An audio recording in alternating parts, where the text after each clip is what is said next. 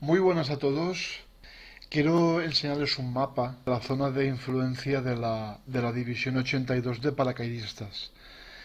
Este primer tramo, el primero de todos por el que empezamos, es el puente de la Fier, que aquí en el mapa, después se lo enseñaré con el Google Earth, pero aquí en el mapa puede verse el puente de la Fier que atravesaba el río Merderet. Si se dan cuenta, en este trozo estaba el pueblo de Sant Mereglis, que como habíamos dicho en otros vídeos, era un pueblo de vital importancia porque era un gran cruce de carreteras. Por él pasaba la N13 y claro, había que tomarlo. Pero ya no solo el pueblo este, sino los dos puentes que eran atravesados por el río Merderet. En el mapa podemos ver el puente de la Fier y más abajo está el puente de Chef Dupont. En este tramo, a utilizar la División 82 de paracaidistas y concretamente tres de sus regimientos, que era el 508, el 507 y el 505. El 505, aquí se puede ver sus zonas de salto más o menos, aunque todos los paracaidistas estuvieron repartidos por toda Normandía, porque el salto fue un poco desastroso tal y como se apunta en el libro. Dentro de los saltos, el más homogéneo, por así decirlo, fue el que realizó el 505, que fueron casi todos a parar en su zona de salto, pero tanto el 507 como el 508 fue desperdigado prácticamente por toda la península de Cotentín. Para tomar el puente de la Fier iban a hacer falta los tres regimientos. Parte del 505 se iba a dirigir a tomar Saint-Mère-Église y todas las zonas y todas las entradas del pueblo, y la otra parte del 505 iba a dirigirse por la carretera esta hasta el puente de la Fiera. El 507 iba a proteger el flanco occidental del puente de la Fier con su calzada.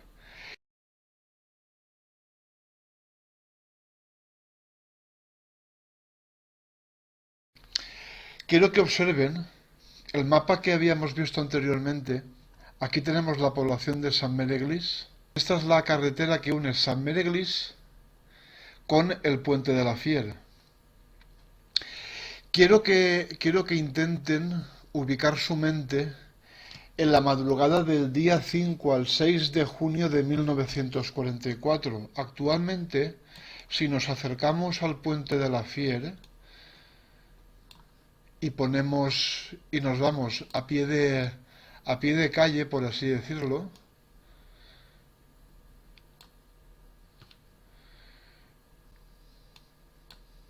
encontrarán un puente, es el río Merderet, y este es uno de los dos únicos pasos que había en aquel lugar, o sea, tanto para las tropas que iban a desembarcar en Playa Yuta, que pudieran ir hacia el interior, y los alemanes poder montar un contraataque hacia las playas. Quiero que vean que el terreno está completamente seco. En la madrugada del día 5 al 6 de junio, todas estas praderas que pueden ver aquí alrededor estaban todas completamente inundadas. Los alemanes lo que habían hecho era, para evitar el que pudieran aterrizar cualquier tipo de planeadores o paracaidistas, habían inundado todas las tierras que hay alrededor. ¿Cómo podían haber inundado esas tierras? Si ustedes se dan cuenta, el río Merderet viene por aquí.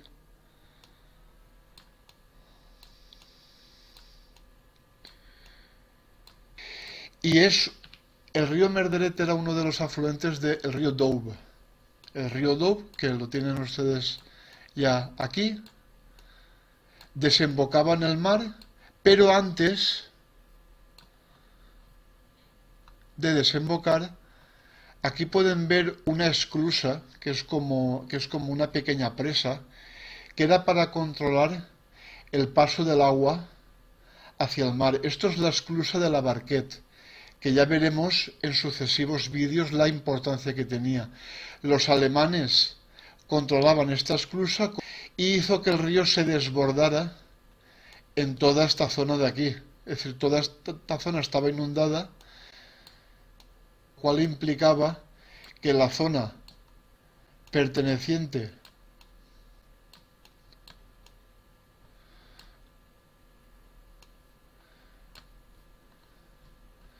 al río Merderet estuviera también todo inundado. Con lo cual, eh, en la madrugada del día, del día 5 al 6 de junio, empiezan a distribuir a todos los paracaidistas. Esta es la zona de salto, poco más o menos, de el regimiento 505, que ahora veremos la importancia que tenía. En esta zona, regimiento 507, y en esta zona era donde tenía que ir el regimiento 508. Uno de los principales problemas era que cuando los aviones llegan por toda la península de Cotentin hay un banco de nubes muy importante, algo que no podían haber previsto en el planteamiento para salto de paracaidistas, con lo cual entre el banco de nubes y que toda la zona estaba llena de artillería antiaérea, eso hizo que los aviones se desperdigaran por miedo a ser alcanzados. Como los aviones se desperdigaron por toda la península de Cotentin por miedo a ser alcanzados, empezaron a tirar paracaidistas por todo el interior de la península de Cotentin. Es decir, en vez de focalizar los puntos de salto, los desperdigaron por todo Cotentin. Esto hizo que los regimientos no se pudieran agrupar conforme toca para realizar el ataque. Teniendo esto en cuenta, tenemos que ver que el regimiento 505 iría a tomar el puente de la Fier y parte del regimiento iría para Mereglis. Vamos a centrarnos en la parte de el regimiento 505 que atacó el puente de la Fier. Nos estamos refiriendo concretamente a la compañía A del primer batallón mando de John Doolan. Su misión principal era avanzar con sus hombres utilizando la carretera que une Saint-Méréglise con el puente de la Fier, atacando por esta carretera en esa dirección, en la dirección hacia abajo,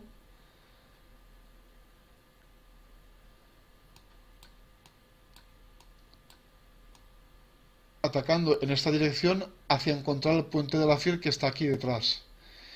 Mientras los chicos del 505 avanzaban por esta carretera hacia el puente de la Fier, el 507 que estaba completamente disperso, estaba muy disperso, con lo cual era muy difícil agrupar a la gente y realizar la misión que tenían encomendada, que era cubrir toda la zona occidental de el puente y la calzada de la Fier. ¿Dónde vino el gran problemón? Que toda esta zona estaba inundada completamente. Entonces empezaron a caer paracaidistas por todos lados. Muchos de ellos se ahogaron porque todo esto estaba cubierto por agua. Ellos perdieron gran cantidad de material, pero claro, no contaban con que se iban a lanzar sobre un cenagal.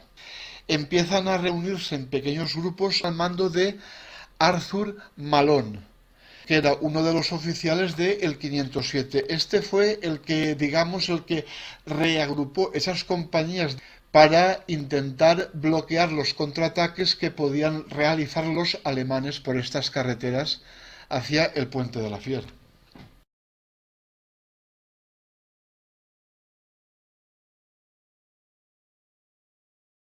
La compañía del primer batallón del 505, al mando de John Dolan, empezó a dirigirse por la carretera esta hacia el puente de la Fier. Entonces hay que ir a pie de calle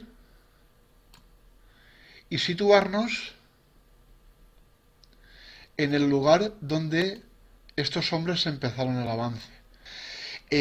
Más o menos a mitad de camino vieron a una persona en una de las casas que habían por aquí y les indicó el camino hacia el puente de la Fier, que estaba todo recto. Siguiendo más hacia adelante, cuando se estaban aproximando, más o menos por esta zona de aquí que van a ver ustedes, vuelvo a ponerme en situación y si continuamos un poquito más hacia adelante, aquí por la carretera esta llegan a un cruce con otro camino. A esta altura, ¿vale? Concretamente por esta zona de aquí, había una ametralladora alemana de gran calibre que les cortó el paso y los retuvo durante casi 2 horas intentando avanzar en pequeños grupos. Intentan avanzar en pequeños grupos, pero esta ametralladora no para de abrir fuego, con lo cual la operación inicial ya se retrasa enormemente.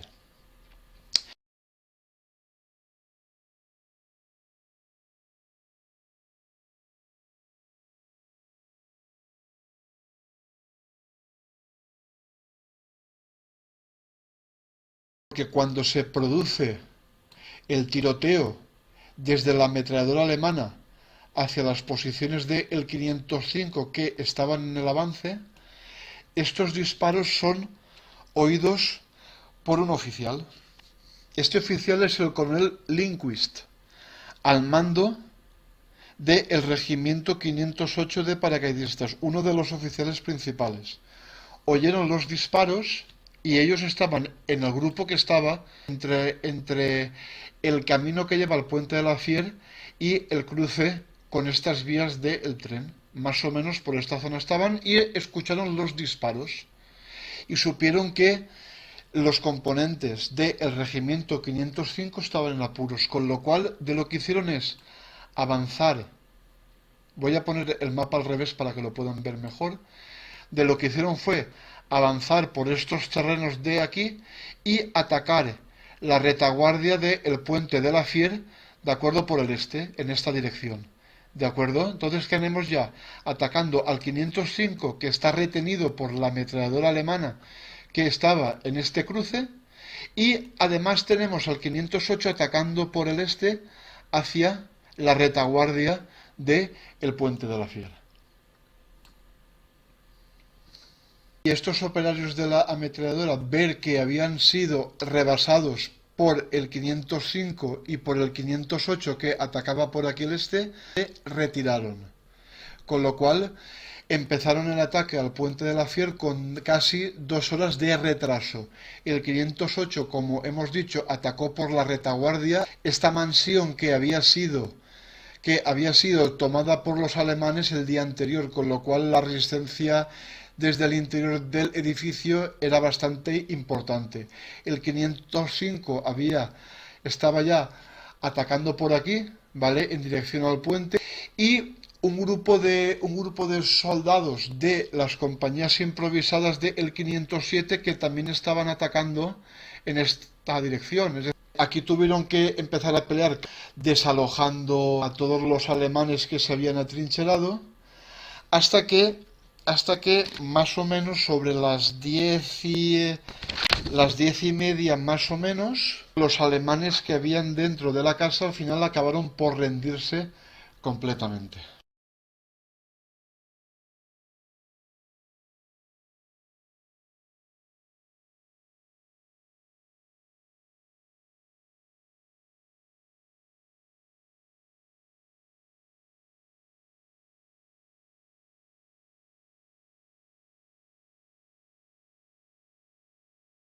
El coronel Lindqvist, al mando del 508, y el mayor Kellam del regimiento 505 empezaron a organizar las posiciones defensivas alrededor del puente de la Fier. Aquí voy a pie de calle y vamos a ver esto que es el aspecto que tenía por aquella época. Y llegamos aquí al puente de la Fier. Esto es el puente de la Fier. Aquí a continuación está una calzada que vamos a describir aquí a continuación. Aquí a la izquierda están las casas de la mansión que estaban ocupadas por los alemanes. Y cuando los paracaidistas llegaron a la zona, tras la rendición de la mansión empezaron a establecer una línea de defensa. Esa línea de defensa ocupaba todo el margen oriental de el río Merderet. Es decir, desde aquí delante hay una estatua, marcan los puntos de las principales batallas que tuvieron los paracaidistas en Normandía. Están apodadas Iron Mike. Entonces, pueden ver el camino este de aquí, ¿de acuerdo? Y está poco más o menos en esta parte donde están aparcados los coches, donde está esta estatua y en este camino hasta la zona de la mansión, los paracaidistas americanos y concretamente el primer batallón del regimiento 505, entre los cuales estaba la compañía A al mando de Doolan, establecieron todo el perímetro defensivo para proteger el puente.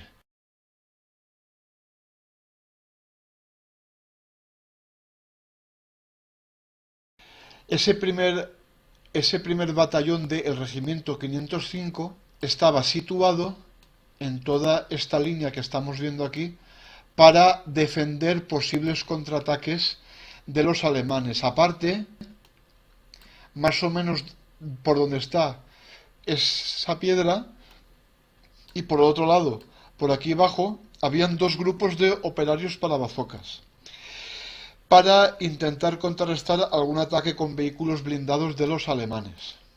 Después está a la salida del puente, de acuerdo que esto va hacia la calzada de la Fier, que ya veremos cuál es la importancia que tiene. Los americanos sembraron todo el terreno este con minas, y aquí pusieron un camión que estaba averiado y lo cruzaron en el camino.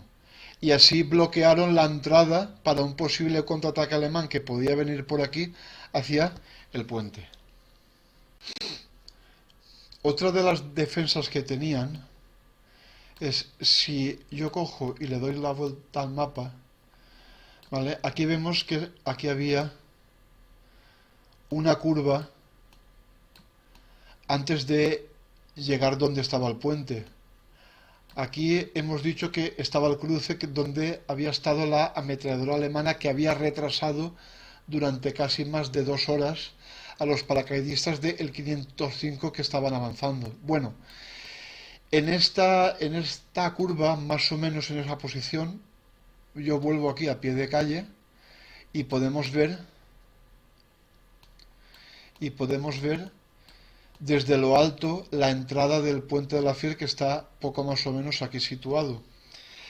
Aquí los americanos emplazaron un cañón de pequeño calibre que cubría a la gente que estaba protegiendo el puente en esa línea que ya hemos visto, y los dos grupos de bazocas que habían puestos a ambos lados.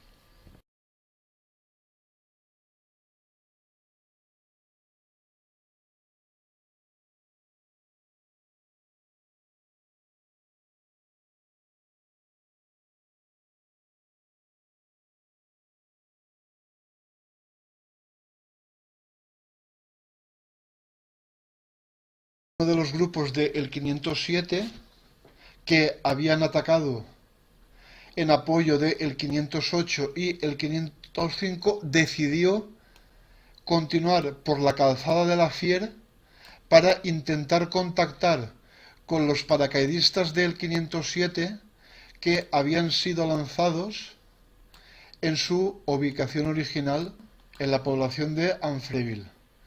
¿Vale? Aquí tenemos, fíjense, el puente de la Fier. Aquí teníamos, poco más o menos por aquí, la zona de salto original del 507, que estaban desperdigados por toda la zona. Entonces, de lo que hicieron fue, ya que tenemos asegurado el puente este, tenemos que avanzar por la calzada esta de aquí, en dirección a intentar tomar contacto con el 507, que tenía que proteger el flanco occidental de la calzada de la Fier. Así ya habrían asegurado toda la zona contra contraataques alemanes, para que cuando las tropas que venían de Playa Utah se pudieran atravesar el puente y dirigirse hacia el oeste para cortar toda la zona de la península de Cotentín. Para ello, como he dicho antes, cuando ya tienen decidido que tienen que avanzar por la calzada, que es la que está aquí situada, como pueden ver a pie de calle, una vez cruzan el puente tienen que dirigirse por la calzada esta.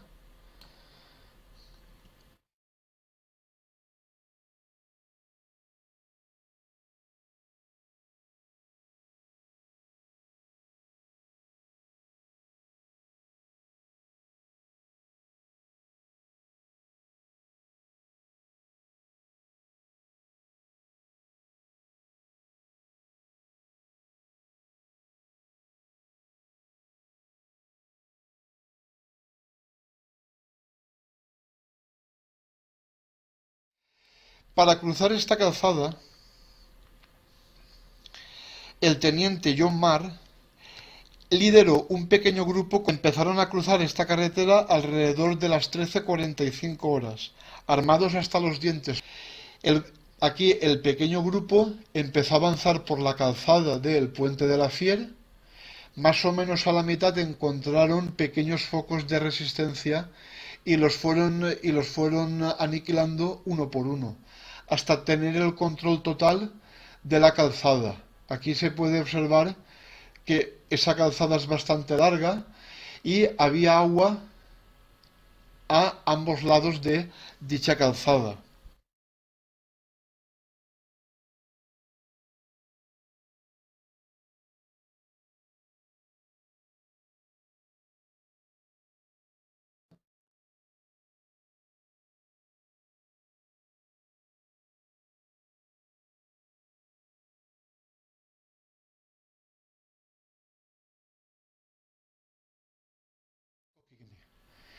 Aquí está la iglesia.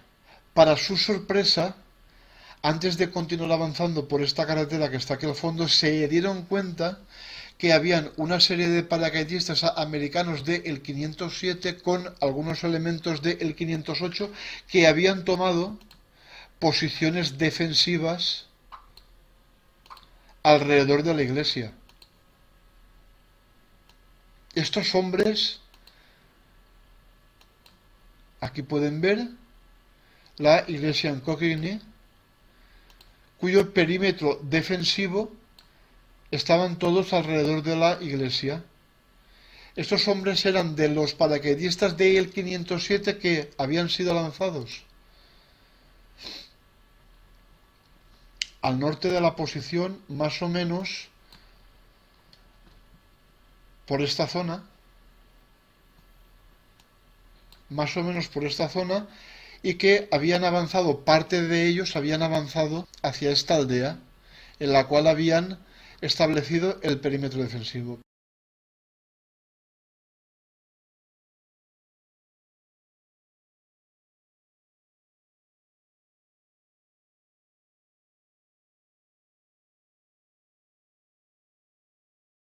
Pero, ¿qué es lo que les pasó a estos hombres hasta llegar aquí? Entre los defensores que habían alrededor de la iglesia estaba el teniente Levy, perteneciente al 507, al que habían sido lanzados mucho más al norte, con algunos hombres del 508. El teniente coronel Charles Times, del segundo batallón del 507, tenía la misión original de proteger la parte occidental del puente de la Fier, pero sus hombres habían quedado muy dispersos durante el aterrizaje en los pantanos al norte en el río Merderet, habiéndose quedado bloqueado en un huerto a 1 kilómetro al norte, en el cual había establecido una posición defensiva en dicho lugar junto a la localidad de Amfreville. Cuando establecieron esa posición defensiva que ahora veremos, y explicaremos un poco de lo que hemos estado diciendo, dónde está cada cosa, etcétera. El teniente coronel se dio cuenta desde el huerto, desde su posición original en el huerto, que la aldea de Coquigny, que es en la que estamos ahora, estaba prácticamente desprotegida de alemanes. Entonces fue cuando envió al pequeño grupo, al mando del teniente Levy, con algunos hombres del 507 y algunos hombres del 508 que también estaban desperdigados por toda la zona, que se encontraron, formando un grupo heterogéneo de unos 50 hombres que estableció la posición alrededor del perímetro de dicha iglesia, utilizando para ello un bazooka.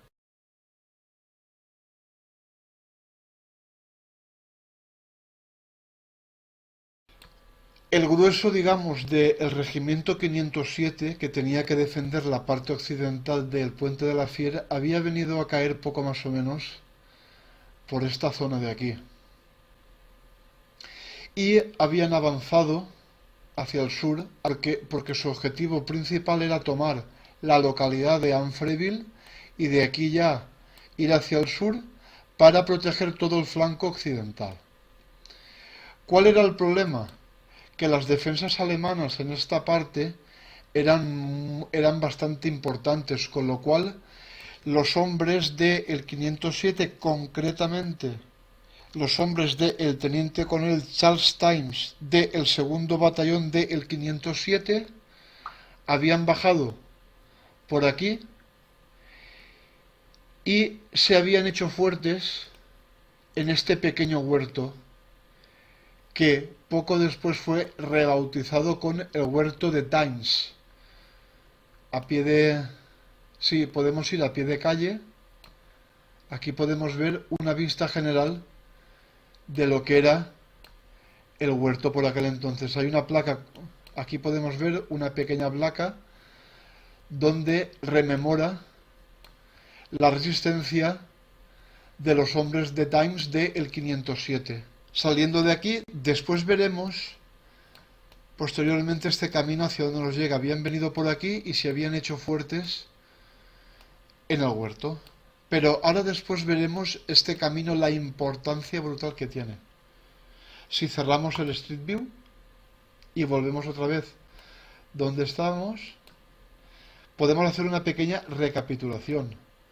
Los hombres del segundo batallón del 507 llegan a este huerto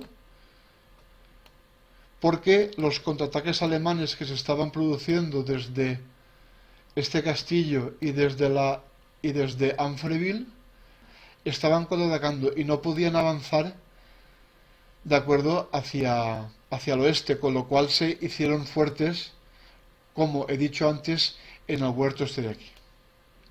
Una vez en el huerto, tal y como hemos dicho antes, el teniente coronel Times se había dado cuenta de que, aunque ellos no podían avanzar, en la pequeña aldea de Coqueville estaba desprovista de alemanes. Entonces fue cuando enviaron un pequeño grupo al mando del teniente Levy, unos 10 hombres más o menos, hacia esta aldea para intentar establecer un perímetro defensivo a la espera de la llegada de los hombres del 505 que estaban aquí parapetados.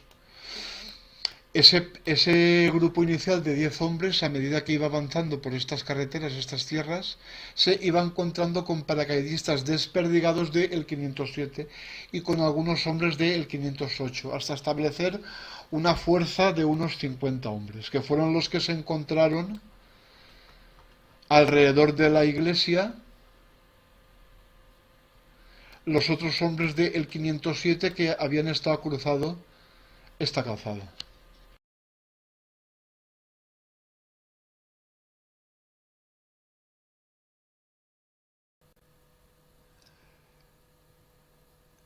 Después de que los hombres de el 505 y el 507 cruzaran la calzada del puente de la Fier en dirección a la aldea de Coquigny, estos se entrevistaron con el teniente Levy, que les explicó a todos ellos cuál era la situación de el 507 al norte en el huerto de Times.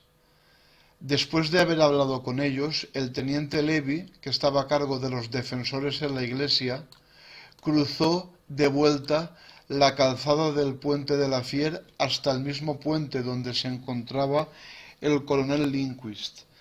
Después de darle el parte, a recoger a sus hombres del 508 de las posiciones defensivas que ocupaban con el 505 en el puente, para dirigirse a toda prisa a través de la calzada y de los alrededores hacia su posición original, que era el pueblo de Picoville. El coronel Lindquist quiso avanzar por esta carretera en dirección a la localidad de Picoville para reunirse con el resto de hombres del 508 que se encontraban allí. Cuando el coronel Lindquist, y esto es muy importante, llegó a Coquigny, los oficiales al mando de parte del 507 recogieron a todos sus hombres y se dirigieron a intentar contactar hacia el norte con las fuerzas defensoras de el teniente coronel Times. De esta manera apenas quedaron defensores en las inmediaciones de la iglesia en la idea de Coquigny. Para acabarlo de rematar, parte del resto de los defensores del 505 que habían llegado tenían órdenes de regresar por la calzada del puente de la Fier para reforzar las líneas de defensa del 505 en dicho puente. Ellos irían acompañados por Francis Buck del 505. Mientras Buck estaba buscando al resto de hombres del 505, anduvo un poco más hacia el norte de esta calzada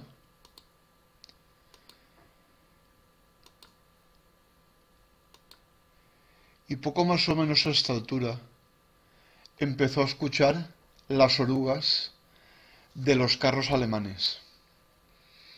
Eran las 4 de la tarde del día 6 de junio de 1944. El infierno para estos hombres había empezado, ya que los alemanes habían iniciado el primero de los contraataques hacia el puente de la Fiera. Las fuerzas alemanas que se estaban acercando por esta carretera en dirección a Coquigny pertenecían al 1057 Regimiento de Granaderos con el apoyo del 100 Batallón Panzer de la 91 División Alemana. Los americanos que estaban parapetados en las inmediaciones de la iglesia y por estos alrededores esperaron a que los tanques y la infantería alemana se acercaran lo suficientemente para poder abrir fuego con ellos a quemarropa. Más o menos cuando estaban por esta altura, a unos 10 metros unos de otros, el soldado Orlin Stewart, que estaba en el lado este de la iglesia, en la bifurcación de la carretera,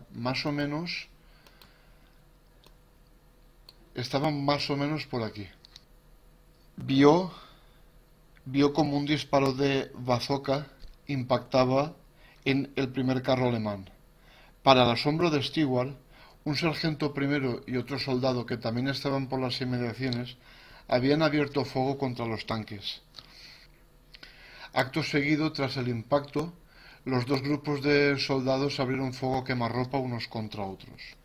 Los otros dos blindados Renault intentaron rodear el tanque dañado mientras los dos grupos abrían fuego de fusilería unos contra otros.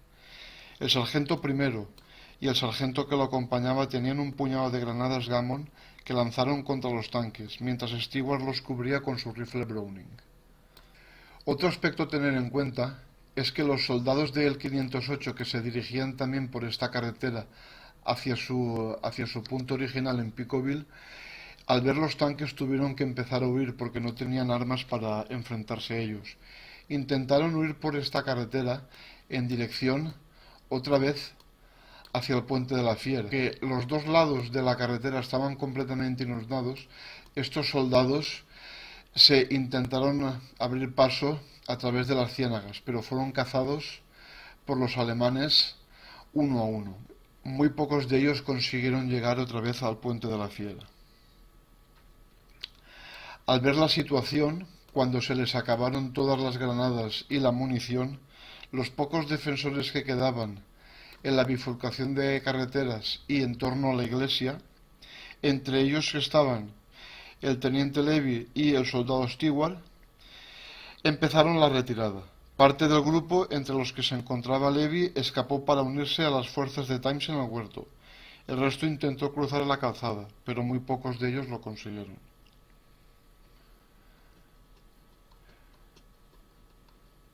Durante esta huida, la artillería alemana empezó a abrir fuego contra la calzada de la Fier y los alrededores, impactando varios disparos a la altura de la iglesia.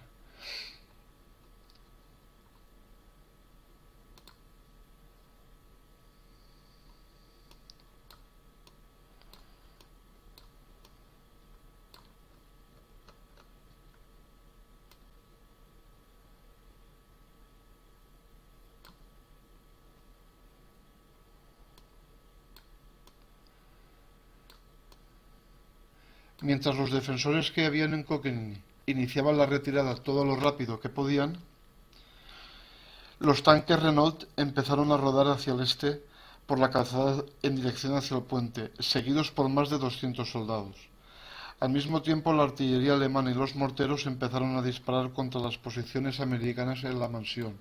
Acuérdense que la línea de defensa ocupaba todo este camino y los alrededores, tanto poco más o menos donde están aparcados estos coches y al fondo donde está la estatua de Iron Mike.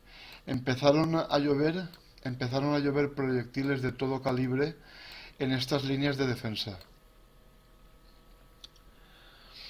Los soldados de la compañía A, pertenecientes al 505, se metieron dentro de las trincheras en la línea del puente.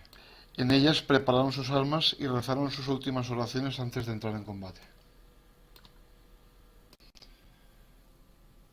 Mientras los defensores estaban esperando el ataque alemán, pudieron ver horrorizados como el primer tanque alemán que había discurrido por la calzada de la Fier giraba esta última curva antes de llegar al puente. Estuvo rodando hasta una distancia de unos 40 metros, parándose a la altura del camión que estaba estacionado bloqueando la entrada. En este momento, la torreta del tanque se abrió, asomándose el comandante para echar un vistazo. Desde los puestos de defensa, una lluvia de balas atravesó su cabeza, acabando con su vida de manera instantánea. Los sirvientes de los bazocas que estaban a ambos lados del puente, acuérdense, un poco más o menos por esta zona y por aquí debajo, abrieron fuego sobre el primer tanque, ataron su posición y quedaron expuestos a todo el fuego de fusilería de la infantería alemana. Ajenos al silbar de las balas por encima de sus cabezas, recargaron sus armas como si fueran máquinas. Mientras los fusileros que estaban en toda esta línea abrían fuego sobre los tanques de la infantería alemana, más atrás, en la curva, antes de llegar al puente de la Fier,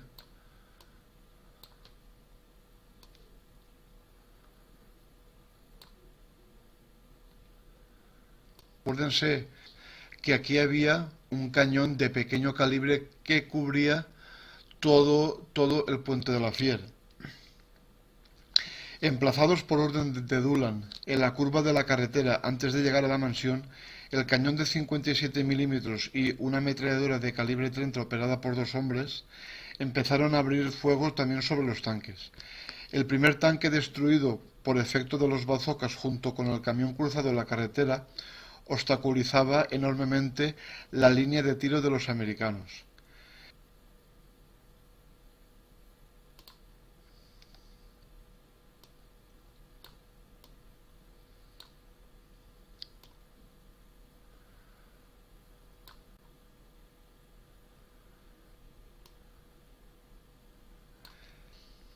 En una demostración de valentía y desesperación, los soldados del puesto de bazooka que se encontraban a la izquierda atravesaron el puente para poder disparar mejor, abriendo fuego contra el segundo tanque otras 7 veces hasta que el blindado se detuvo por completo. Su tripulación murió abrasada dentro del tanque. En medio del fragor de la batalla, el capitán Arthur Stefanich y el teniente Gerard Johnson del 505, con una fuerza de unos 70 hombres, llegaron a la curva de la carretera que hay detrás antes de llegar a la mansión.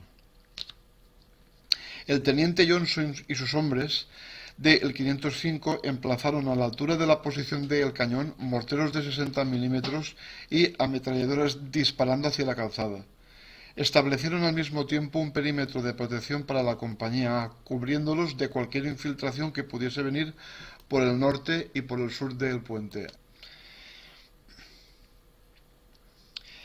Al mismo tiempo, los hombres de la compañía A concentraron el fuego en los soldados alemanes que iban detrás de los tanques. El cañón de 57 milímetros continuó disparando a discreción hasta que finalmente puso fuera de combate el último tanque. Ante la imposibilidad de continuar avanzando y recibiendo una auténtica lluvia de plomo, la infantería alemana empezó a retirarse del campo de batalla, dando fin al primer enfrentamiento por la toma de aquel puente.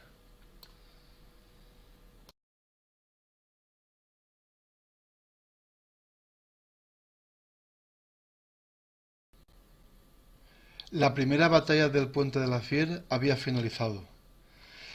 Los defensores americanos, que estaban situados en toda esta línea, habían conseguido frenar el ataque alemán que había discurrido por la calzada de la Fier hasta la entrada del puente.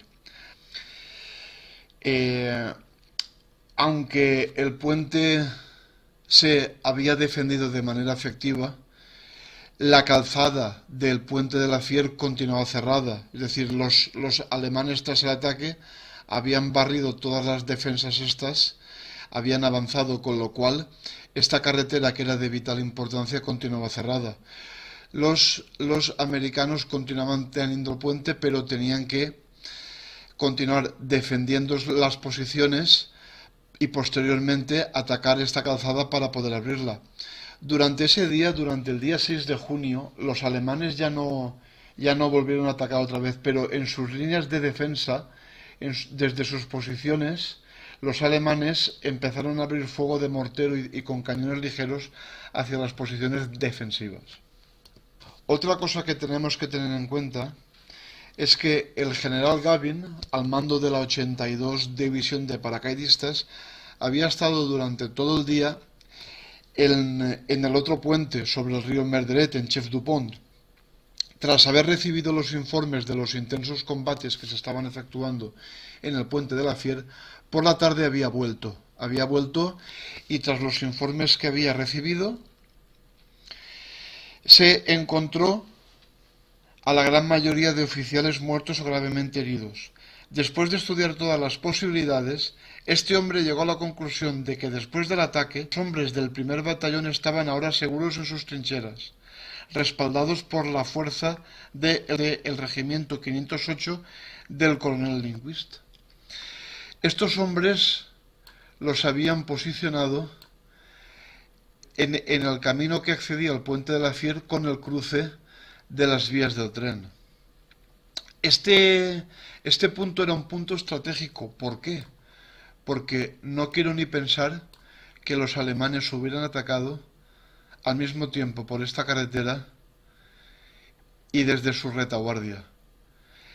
El regimiento 508 era el que taponaba esta posible entrada del ataque de los alemanes por la retaguardia de los defensores del puente. Solo imagínense si estos alemanes hubieran atacado con carros blindados, lo que aquí hubiera pasado. Durante ese día, mientras los hombres del 505 habían tenido su bautismo de fuego defendiendo el puente de la Fier, la fuerza del regimiento 507, compuesta por 121 hombres y 21 oficiales, estaba inmovilizada al norte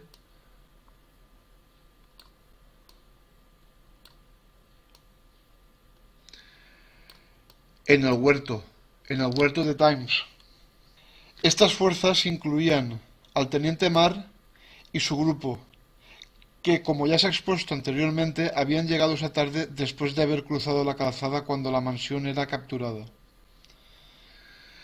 Este punto donde habían sido frenados por las fuerzas alemanas que se encontraban en Afreville y este castillo que ustedes pueden ver aquí,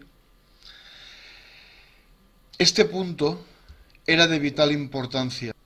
Quiero que se den cuenta de una cosa. Quiero que tengan en cuenta que en los alrededores de este huerto, todos los campos, como muy bien hemos dicho antes, estaban inundados. Los alemanes podían atacar por aquí, pero este camino estaba cerrado porque los defensores en el huerto estaban defendiéndose con uñas y dientes. Ahora quiero que se fijen una cosa. Si nosotros continuamos por este camino, imagínense que los alemanes hubieran podido cruzar este camino.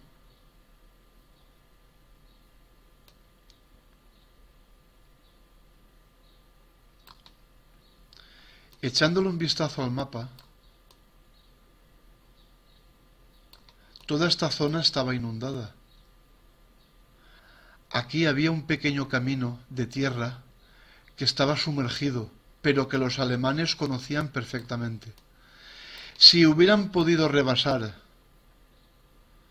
la posición defensiva en el huerto de Times, hubieran podido avanzar por este camino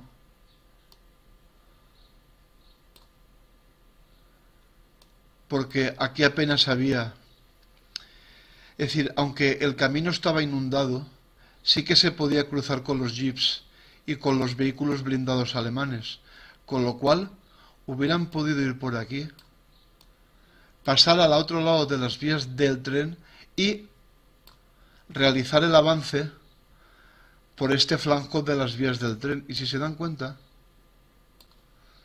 estas vías del tren, siguiendo por aquí, llegan hasta el camino que se dirigía directamente hacia la retaguardia del puente de la Fier.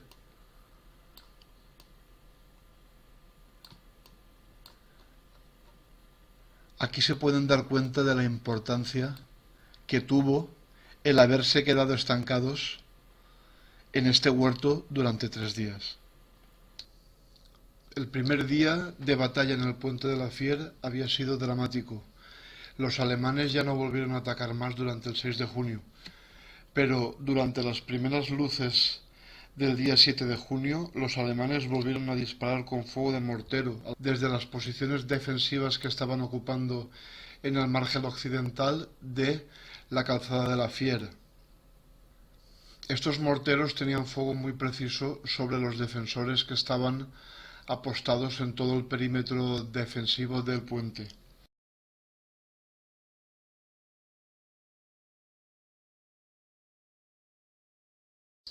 A las 10 horas, los exhaustos defensores empezaron a notar cómo el suelo temblaba. Quiero que se hagan una idea y vamos a pie de mapa.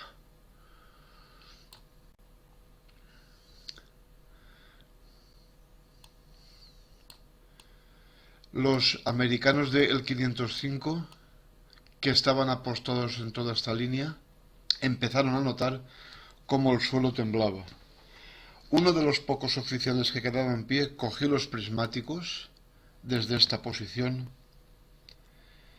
y pudo ver una columna de tanques avanzando por la calzada del puente La Fier. Quiero que se den cuenta que en aquella época la gran mayoría de estos árboles no estaban, con lo cual se podía vislumbrar la columna de tanques alemanes a la perfección avanzando por la carretera que estaba por detrás de estos árboles. Los paracaidistas no abrieron fuego de manera inmediata, esperando a que el primer carro, seguido de más de 200 hombres, llegara a unos pocos metros de la entrada del puente. Es decir, aquí. Quiero que lo vean desde el lado alemán.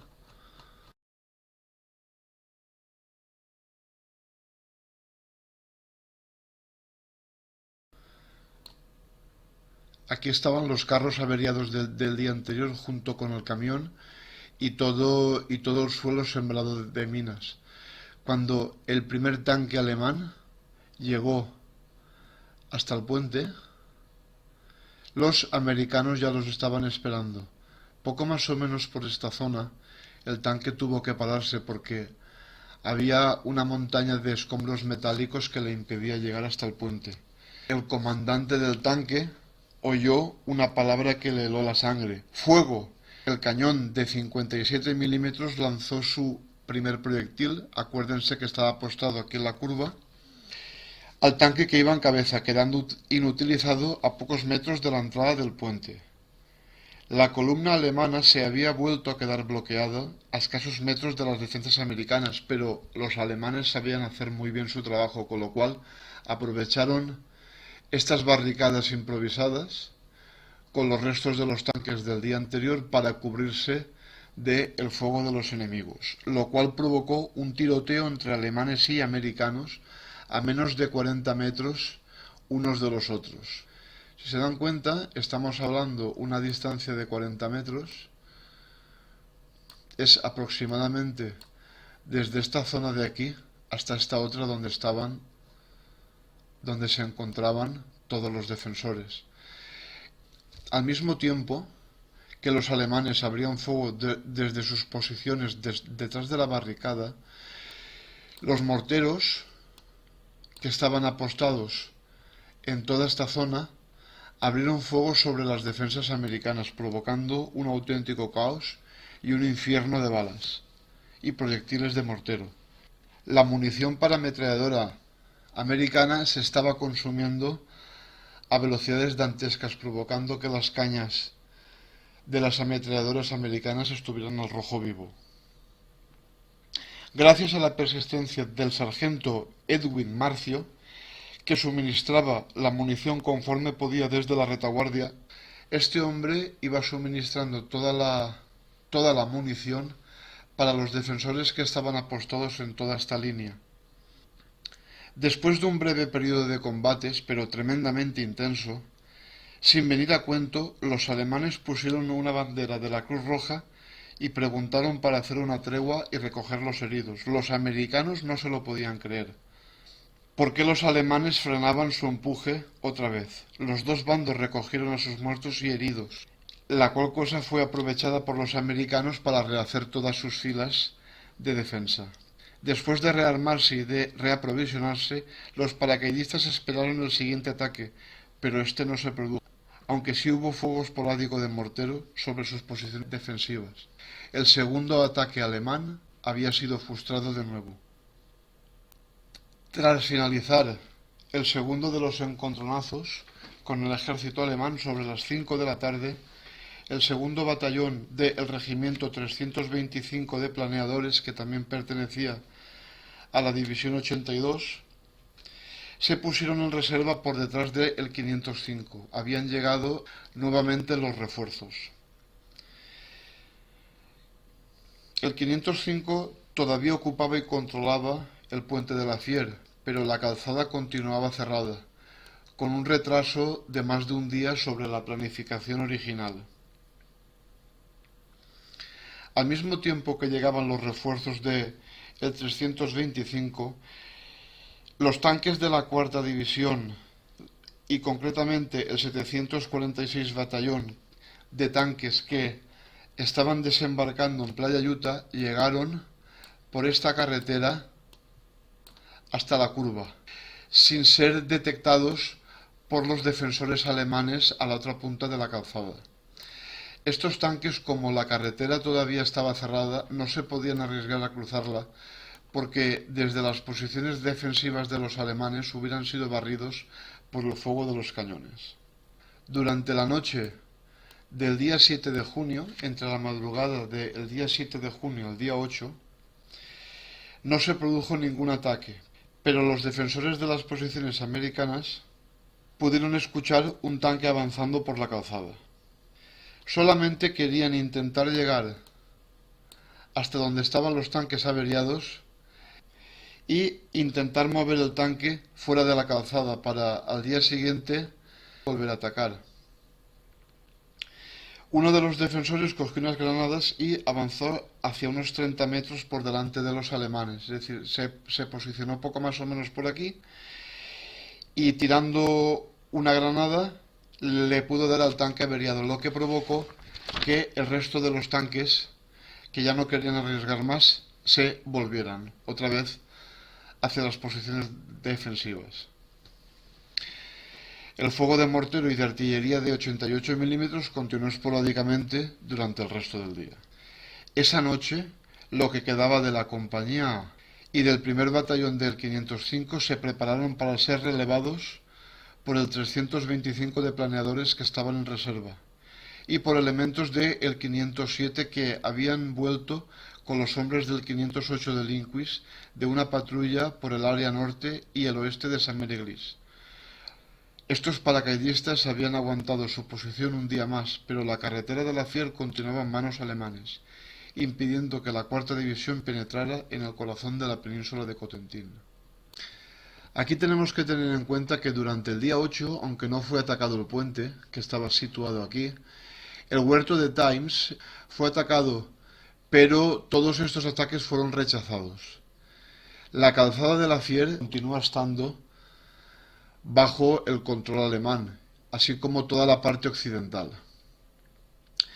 Los informes que le llegaban a los oficiales del huerto de Times provocó fue la impaciencia de los altos mandos y decidieron que el primer batallón del 325 Glider atravesaría los campos inundados, es decir, atacaría por al lado de las vías del tren en la retaguardia de las posiciones americanas hasta llegar a la altura donde los americanos también conocían el camino inundado, en la retaguardia que conducía hasta el huerto de Times. Cuando llegaran junto con las fuerzas del huerto de Times, atacarían a los alemanes desde el otro lado de la calzada. El ataque se produciría durante la noche del día 8 al 9 de junio a las 11 de la noche. El primer batallón del 325 Glider se desplazó siguiendo la vía del tren hasta el campo inundado. Atravesando la marisma por este mismo camino, las compañías A, B y C atacaron en varias direcciones. Aquí, como se puede ver en el mapa, la compañía C se dividió para atacar el Castillo Gris. Era un punto fortificado que había que tener. Este estaba muy cerca de Amfreville. Después de atacar, se reunirían con las fuerzas de Times otra vez en el huerto. La compañía A atacó por la carretera que conduce a la población de Le Motey, es decir, en esta dirección. Pero el camino estaba bloqueado. Había una barricada, una fuerte barricada que impedía el paso hacia Le Motey. La compañía B, tal y como sale en el mapa, llegó al norte de Coquigny, pero no pudieron llegar hasta la aldea. Parte de la compañía C del primer batallón también llegó hasta el principio de la carretera que une Coquigny con Picoville, es decir, más o menos a esta altura. Por aquí atraviesa el puente de la Fier, llega a Coquigny y de aquí por esta carretera llega a la localidad de Picoville. Más o menos por esta altura llegó parte de la compañía C del primer batallón. Entre estos soldados se encontraba el soldado de primera clase Charles de Gloper, que sería condecorado con la medalla de honor del Congreso título póstumo, tal y como se verá aquí a continuación. Aquí, en esta parte de la carretera, tal y como vamos a ver a continuación, hay una placa que está puesta en memoria del soldado. Una vez hemos visto las operaciones sobre el mapa, les quiero mostrar ahora el avance sobre el terreno. Para ello, partimos del puente de la Fier. El regimiento 325 de planeadores estaba de refuerzo con el regimiento 505 en las posiciones defensivas.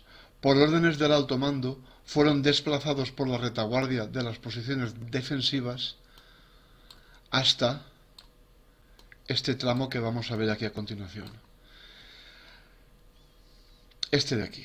Fueron concentrados aquí el 325 y avanzaron por al lado de la vía del tren durante la noche del día 8 al 9 de junio a las 11 de la noche.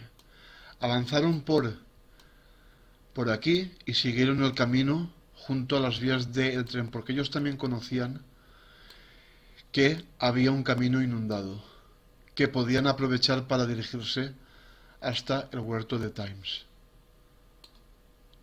Llegamos hasta aquí Y aquí es donde se puede ver el principio de ese camino que por aquella época, aunque ahora puedan verlo seco, estaba completamente inundado. Al no tener, al no tener mucha profundidad, podía ser atravesado tanto por jeeps como otros vehículos junto, eh, junto a los soldados del 325 de planeadores. Cruzaron las vías del tren y siguieron por este camino inundado hasta el huerto de Times. Cuando ya se reunieron todos, se partieron las compañías para atacar en varias direcciones. Aquí podemos ver, tal y como hemos dicho en el mapa, que la compañía C se dirigió a atacar el Chateau, donde los alemanes estaban hostigando a los defensores en el huerto. Si se dan cuenta, está al lado de la localidad de Amfreville. Esta compañía C atacó hacia este punto para luego dirigirse otra vez a sus posiciones en el huerto. La compañía A atacó por la carretera que conduce a Le Motey, pero el camino estaba bloqueado. Esa carretera es esta de aquí. Y más o menos, sobre esta posición, más o menos, vieron que el camino estaba bloqueado y no pudieron continuar. Con lo cual, tanto la compañía C como la compañía A tuvo que retirarse otra vez hasta el huerto de Times. La compañía B llegó al norte de Coquigny, es decir, en esta dirección hasta la aldea de Coquigny, que está situada aquí. Acuérdense que está al final de la calzada del puente de la Fier. Los defensores alemanes estaban por toda esta zona, con lo cual no pudieron avanzar hasta llegar a la aldea. Parte de la compañía C, los que no habían atacado hacia el castillo, se dirigieron por esta carretera. Por aquí pudieron avanzar por esta carretera en dirección a Picoville. Entre los soldados se encontraba Charles de Gloper, que, como hemos dicho en la descripción sobre el mapa, intentaron avanzar sobre esta carretera de aquí, pero aquí fueron emboscados. Al quedarse emboscados, la única manera que tenían de salir era aprovechar un pequeño hueco que había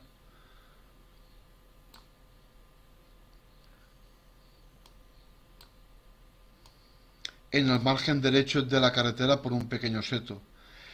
Pero al intentar huir quedarían completamente expuestos a las ametralladoras alemanas que estaban situadas por esta zona.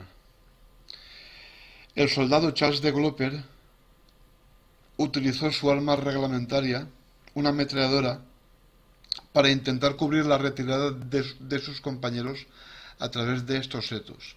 Si seguimos por la carretera que viene de la aldea de Coquigny, que está aquí al fondo, y se dirige hacia Picoville, aquí podremos ver más hacia adelante, antes de llegar a esta pequeña curva, el monumento que le hicieron a Charles de Gloper. En esta zona, más o menos, fue donde cubrió con su arma reglamentaria la retirada del resto de sus compañeros. Fue herido 3 veces hasta que la última bala le atravesó el pecho y lo mató. Fue condecorado con la Medalla de Honor del Congreso a título póstumo. El resto de los hombres pudieron escapar y enlazar con el resto del primer batallón. Recibieron las órdenes de volver a cruzar las marismas y dirigirse hacia el huerto, que estaba situado en aquella posición.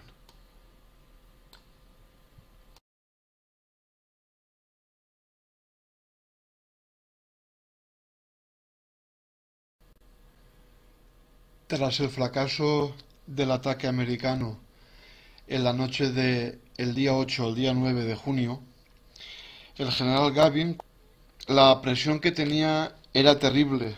¿Por qué? Porque las tropas y los tanques que estaban viniendo de Playa Utah necesitaban ese paso abierto para poder dirigirse hacia el interior de la península de Cotentin. Ese día tenía que tomar la calzada de la Fier y despejar el camino para todas las tropas que venían de Playa Yuta. Para ello utilizaría el tercer batallón del regimiento 325 para realizar una carga a la bayoneta a través de la calzada de la Fiera, reforzado por las compañías provisionales del 507.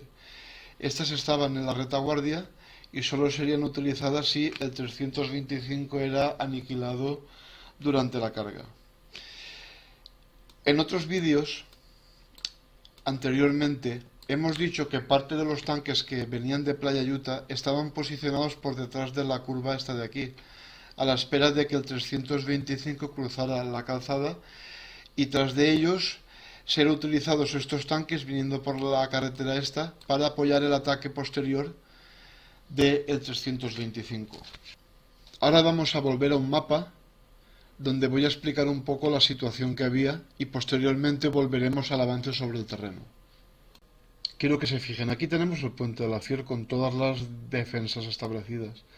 Aquí está el huerto de Times, aquí está la aldea de Anfreville y luego esto es la calzada de la Fier hasta llegar a la aldea de Coquigny. La idea era atacar a la bayoneta en dos oleadas, una primera que iría al 325, concretamente el tercer batallón del 325 que vino por la carretera desde su zona de concentración junto a las vías del tren. De ahí atacarían a la bayoneta cruzando la calzada del puente de la Fier hasta la aldea de Coquigny. Una vez hubieran liberado todos los puestos defensivos en la aldea de Coquigny, ya avanzarían las diferentes compañías para tomar los diferentes caminos tal y como se pueden ver aquí en el mapa.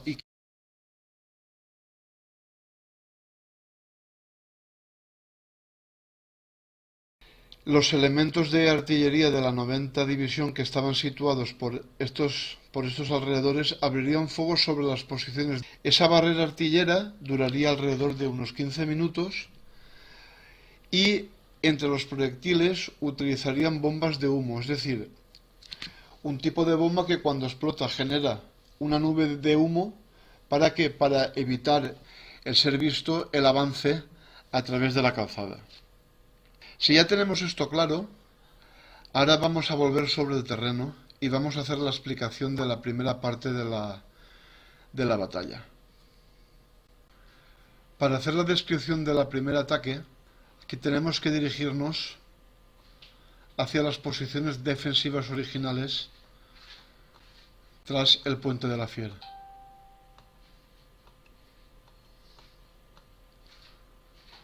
Continuamos por aquí y llegamos hasta las posiciones de la defensa, donde estaban los elementos del 325 que habían sustituido el día anterior al 505.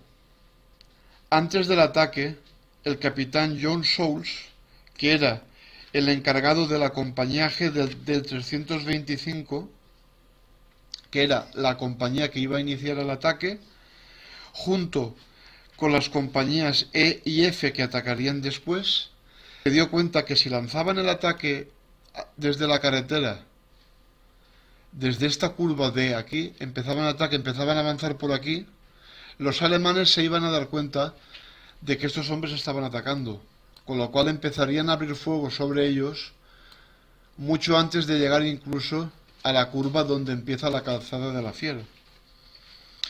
Para ello, se dirigió con sus hombres por detrás de los edificios hasta llegar a este muro. Se parapetaron por detrás de este muro que tenía aquí el agujero que hoy en día ya no puede verse y desde aquí empezarían el ataque. Dirigirían por aquí abajo hasta aquí. Aquí había un hueco. Por aquí cruzarían el puente y se parapetarían por detrás de los vehículos blindados que estaban averiados. Esos vehículos blindados que hemos visto en la otra parte del vídeo. Desde aquí ya empezarían con la carga a la bayoneta por toda la calzada del puente de la Fier hasta alcanzar la aldea de Coquigny, que estaba situado por aquí.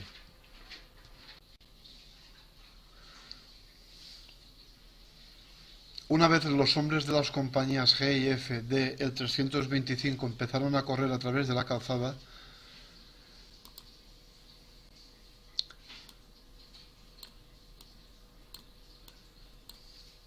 iban por la calzada y por los alrededores y se dirigieron recorriendo los 668 metros que cubren desde la curva hasta el principio de la aldea de Coquigny.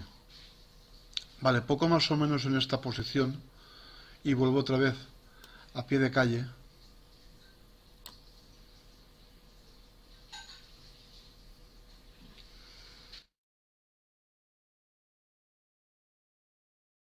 Es que a medida que iban avanzando estos hombres, iban siendo ametrallados desde todas las posiciones defensivas que había por los alrededores. Estos hombres tuvieron que avanzar bajo el fuego de las balas y de los morteros, que iban cayendo sus proyectiles por todo el trayecto.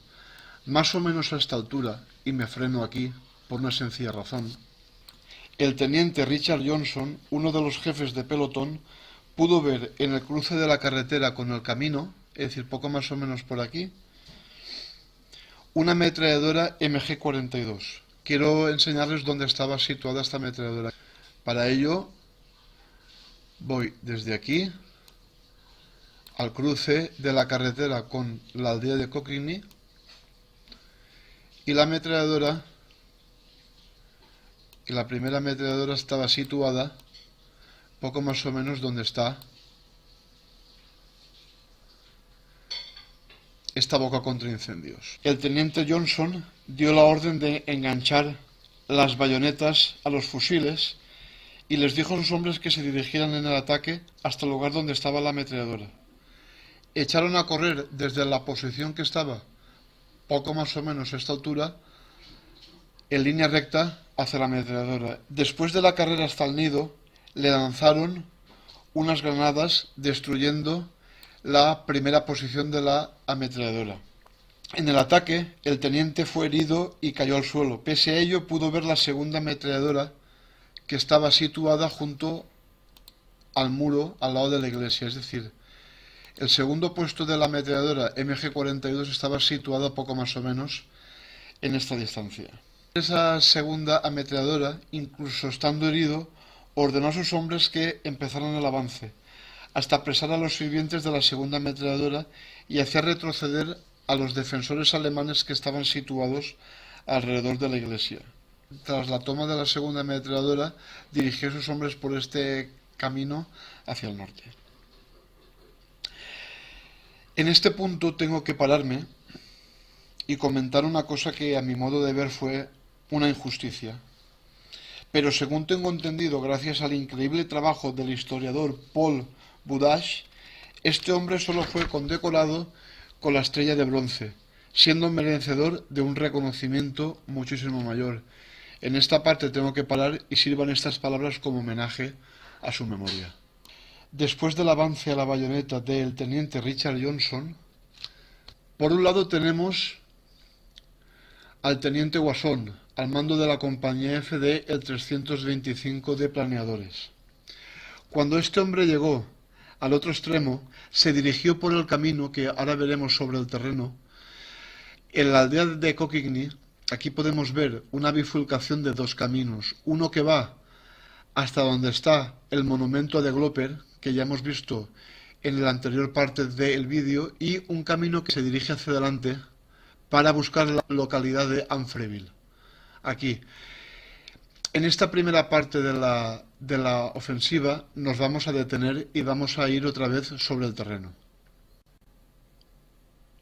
Una vez aquí hemos visto por dónde tenía que ir el teniente Wasson, ahora vamos a explicar el periplo que vivió este hombre aquel día. Aquí podemos ver, y volviendo ahora posteriormente al mapa y pie de calle, aquí podemos ver la aldea de Coquigny con su iglesia.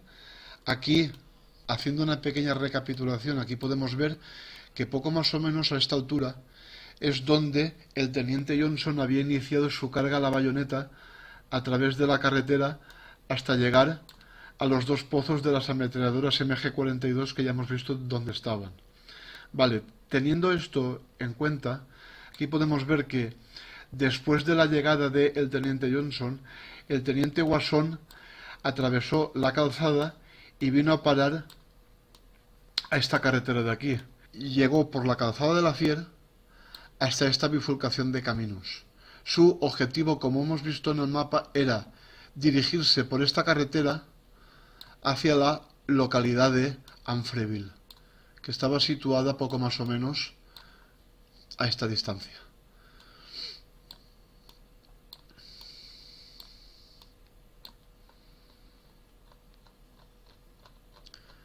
Ahora vamos a dirigirnos otra vez a pie de calle. Nos ponemos en situación y aquí podemos ver la bifurcación tal y como la vio el teniente Wasson. Cuando llegó a esta bifurcación se dirigió por el camino que va directamente a Amfreville, es decir, por este camino, junto a 8 hombres de la compañía F del 325 Regimiento. Durante su carrera a través de la calzada, voy a ir tal y como fue este hombre, con sus hombres, se dirigió a través de la calzada esta para dirigirse hacia Amfreville. Poco más o menos a esta altura, pudo ver una ametralladora alemana disparando directamente por el camino hacia el puente, es decir, por aquí había una pequeña ametralladora, un puesto de ametralladora alemana que estaba disparando sobre la calzada principal. Acordémonos que en 1944 la gran mayoría de estos árboles no existían, con lo cual los defensores alemanes podían ver mucho mejor a campo abierto. Se paró junto a sus hombres y les dijo que iría él solo por esa ametralladora. Este hombre se arrastró por las cunetas de este camino hasta que se acercó lo suficiente al nido de ametralladoras que estaba situado poco más o menos por esta parte. Tiró una granada contra la posición al mismo tiempo que los operarios de la ametralladora le dispararan. Esta ametralladora fue finalmente destruida, pero el teniente cayó muerto. Uno de los corredores de Souls, que había ido en el grupo de Wasson, presenció su muerte. Pudo ver la otra ametralladora disparando desde más arriba en el camino. Él se volvió y le dijo al teniente Souls que sabía dónde estaba esta ametralladora y quería ir a por ella. Fue hasta una posición cerca de la primera intersección de carretera, se tumbó y detrás de un seto pudo matar a la dotación de la primera ametralladora.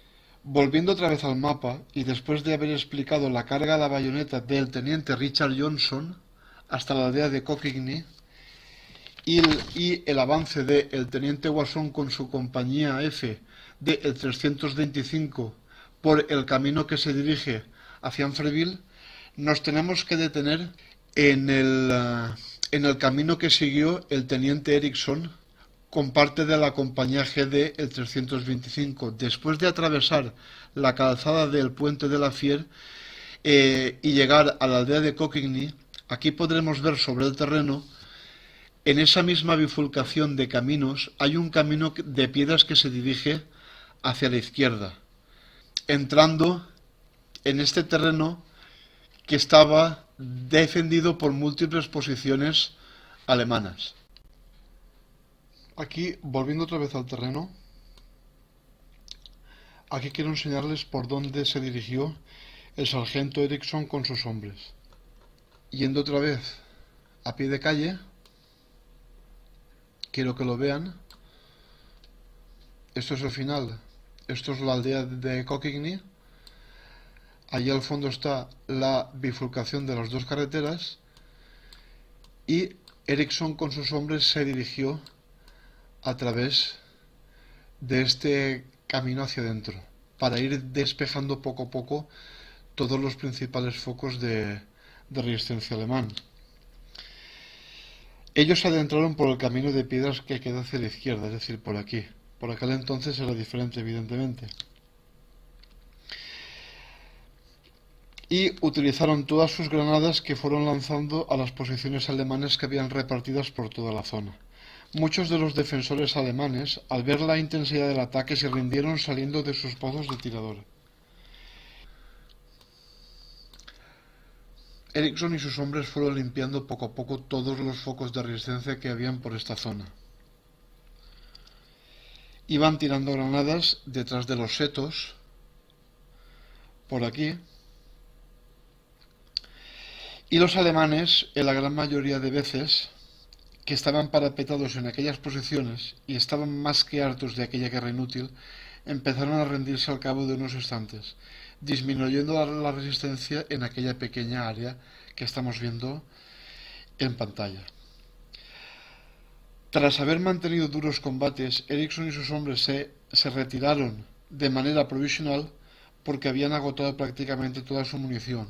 Pero cuando volvieron a la carretera principal, que estaban aquí, una bala le dio en la espalda y lo puso fuera de combate. Volviendo otra vez al mapa, ahora les quiero mostrar el ataque del teniente Souls. Acuérdense que estaba al mando de la compañía GD el 325 de planeadores. Al igual que muchos de los otros oficiales, el capitán Souls cruzó la calzada del puente de la Fier y llegó a la otra parte de la calzada, más o menos por aquí. Paró al final de la calzada para dirigir a los 30 hombres que le seguían a las nuevas posiciones en la carretera principal. Es decir, él tenía la misión de alcanzar el final de la calzada de la aldea de Coquigny y tomar esta carretera principal, limpiarla de soldados alemanes. ¿Qué es lo que ocurre? Que cuando llegó al final de la calzada se dio cuenta de que apenas eran suficientes hombres para atacar al enemigo. ¿Por qué? Porque la gran mayoría de soldados que le deberían de haber seguido habían desaparecido por los campos entre los setos para cubrirse mientras avanzaban a su objetivo asignado. Es decir, él había contado que había corrido toda la calzada junto con todos los hombres que teóricamente le tenían que seguir, pero muchos de ellos se habían quedado parapetados. Pero, ¿qué es lo que les había hecho parapetarse de esa manera? Evidentemente, el fuego de las ametralladoras por todas estas posiciones, el fuego de mortero y de ametralladoras por estas posiciones, pero aparte de eso había ocurrido algo que había desmoralizado completamente al resto de sus hombres, los cuales no habían ni siquiera empezado a correr por la calzada, porque cuando iban a salir por el muro del puente, una bala le atravesó el cráneo de uno de ellos, y concretamente al soldado Johnson, cundiendo el pánico entre el resto de la compañía G del 325. Estuvieron parapetados durante unos 10 minutos, hasta que el teniente Frank Camino se levantó y les dijo a sus hombres: «Vamos allá y matemos a todos esos hijos de puta». Y con perdón de la expresión. Al levantarse y echar a correr, empezaron a ver por la calzada muertos y heridos, cosa que espantó a muchos de ellos. Y en vez de continuar corriendo hasta el otro lado, se tumbaron en las cunetas, siendo blanco muy fácil para el fuego de mortero y de artillería. Todos sabían que no podían pararse en medio de la calzada, ya que cuanto más tiempo pasase, más hombres de la compañía G del 325 podían quedar heridos o malheridos. Como ya acabo de decir, llegarían con la pequeña fuerza del teniente Amino y consiguieron consolidar las posiciones en la carretera principal, es decir, en todo lo ancho de esta carretera. Acto seguido, Souls envió 2 escuadras en la dirección en la que había ido Guasón. De ese modo estableció la defensa del flanco derecho de la compañía G. Después consolidó una posición de fuego a lo largo de la carretera, es decir, por aquí, para contrarrestar el fuego que venía de los edificios de la derecha que todavía estaban al lado de la iglesia. Una vez Souls estableció el perímetro defensivo para contrarrestar los ataques desde la aldea, la compañía E del 325, que también había cruzado la calzada del puente de la Fier, atacó directamente la aldea de Coquigny. Antes de continuar voy a recapitular. Habíamos dicho, el teniente Johnson había realizado su carga a la bayoneta para desmontar los nidos de ametralladoras que habían en Coquigny. El teniente Guasón, junto con sus hombres, había cogido esta carretera que está aquí. El teniente Erickson había entrado por este camino y había despejado todos estos pozos de tirador. El teniente Souls había estado esperando que vinieran los refuerzos y posteriormente tomó esta carretera principal, que era, que era la carretera donde había caído el día anterior Charles de Gloper. Posteriormente había enviado dos escuadras para cubrir el avance de la compañía G por el mismo sitio que lo había hecho la compañía F anteriormente, y así intentar contrarrestar todo el fuego de las pequeñas posiciones alemanas que todavía quedaban por aquí. Posteriormente cruzó la compañía E y tras cruzar la calzada del puente de la Fier atacó todos los focos de resistencia que quedaban en Coquigny y se dirigió hacia el norte hasta poco más o menos este punto que era de vital importancia y que era el objetivo principal. Una vez visto esto ya sobre el terreno, yo quiero volver otra vez al puente de la Fier, porque mientras todo esto se estaba produciendo, estamos hablando sobre las 10:45 horas de la mañana, que es cuando avanzaron las escuadras, etcétera. Aquí tenemos que en el puente de la Fier habían avanzado las compañías, pero este puente estaba todo lleno de tanques averiados y de restos de vehículos. Era de vital importancia que todos estos restos fueran apartados y volver a poner en condiciones la carretera para que los tanques que venían de Playa Yute, que estaban estacionados antes de llegar a la curva, pudieran avanzar por el puente de la Fier para poder ayudar. La tarea de limpieza de toda esta parte de la carretera, que es donde estaban todos los vehículos alemanes averiados, esto corría a cargo a varias compañías del 307 Batallón de Ingenieros, que estaban sobre la calzada intentando retirar los 3 tanques alemanes destruidos y las minas, y todo ello bajo el fuego enemigo, porque los focos de resistencia todavía estaban en marcha. Al no poder detectar una de las minas que había sembrado por aquí, uno de los tanques Shermans que empezaba a avanzar a través del puente de la Fier para apoyar el ataque con el fuego de su cañón, pisó la mina poco más o menos a la misma altura que estaba el primer tanque alemán averiado, y la explosión averió el blindado hiriendo a los 7 hombres del pelotón.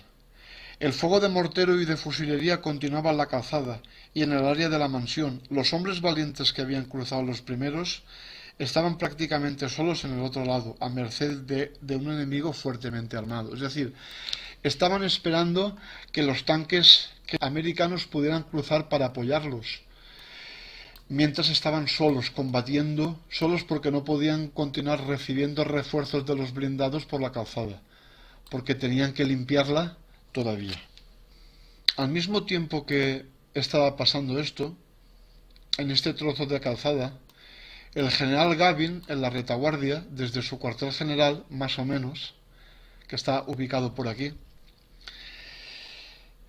él pensaba que la primera oleada había fracasado con una gran cantidad de muertos y heridos, ya que no podía ver de manera clara lo que estaba pasando al otro lado de la calzada.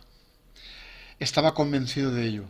Al cabo de una hora ordenó movilizar a sus tropas de reserva, es decir, a las 3 compañías del regimiento de infantería paracaidista del 507. El general le dio la orden a las compañías improvisadas del teniente Robert Ray, al mando de unos 100 hombres, que atacara la calzada. Robert Ray reunió a sus hombres alrededor del tanque Sherman inutilizado, poco más o menos en esta zona de aquí. Avanzaron ya por el puente y se refugiaron detrás del carro Sherman. Cuando ya se hubieran agrupado los 100 hombres, y al más puro estilo de Hollywood gritó ¡adelante!, empezando a correr por la calzada. Durante la carrera por la calzada del puente de la Fier, pudo encontrar a gran cantidad de soldados de infantería de la primera oleada de planeadores que estaban heridos o a cubierto del fuego enemigo en los márgenes de dicha calzada. Les iba gritando que le siguieran después de cruzar la calzada bajo el fuego enemigo, continuó por esta carretera por la cual había ido anteriormente Guasón y luego elementos de la compañía G.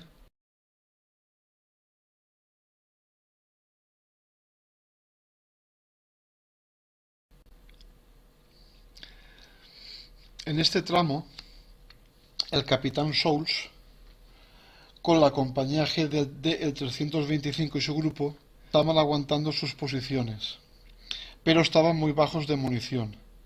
El capitán recibió un impacto y sangraba mucho, pero estuvo en servicio hasta que una copiosa pérdida de sangre se lo impidió. Uno de los tanques Shermans, de los que había empezado a cruzar la calzada del Puente de la Fier, se dirigió hacia el grupo y empezó a disparar hacia las posiciones alemanas mientras avanzaba. Los hombres de Souls estaban sin munición y tuvieron que volver a recogerla de los heridos y rezagados. Mientras tanto, el enemigo permaneció firme, habiendo de disparar en sus propios pozos de tirador uno a uno para intentar realizar el avance.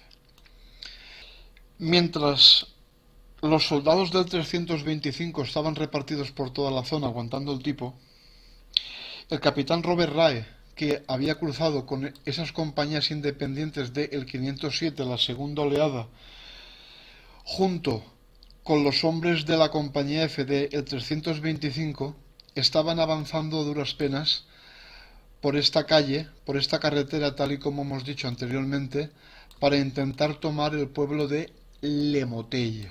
El pueblo de Lemotey, que está aquí, esta es la situación. Y posteriormente dirigirse hacia el norte para tomar la localidad de Amfreville. Mientras se dirigían al poblado de Lemotey, la compañía F del 325 que corría por aquí fueron hostigados con fuego de artillería de 88 milímetros. Rae inmediatamente vio la situación porque acudía por detrás de ellos y ante la gravedad de esta situación hizo retroceder a sus hombres fuera del rango de acción de la artillería y fue a buscar un tanque que tuviera un radio para avisar a la artillería. En su búsqueda, el hombre retrocedió y volvió otra vez hasta la posición de la iglesia para avisar de la situación. Después de esto, volvió hacia Lemotey con la intención de intentar tomar Amfreville, pero no hubo suerte. Finalmente, las tropas del 507 consiguieron expulsar a todos los defensores que había en Lemotey. Una vez asegurada la zona, a Rae se le ordenó volver al área de la iglesia y montar una línea de defensa por si los alemanes realizaban un contraataque.